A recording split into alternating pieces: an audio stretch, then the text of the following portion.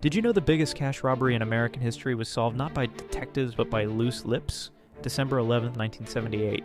A crew of seasoned thieves walked into the Lufthansa cargo vault at JFK Airport and walked out with $5 million in cash and jewels. No shots fired, no alarms triggered, pure precision. The inside man was Louis Werner, a Lufthansa employee drowning in gambling debts. He handed the layout, the schedules, and the security codes straight to the Lucchese crime family. Jimmy Burke ran the crew.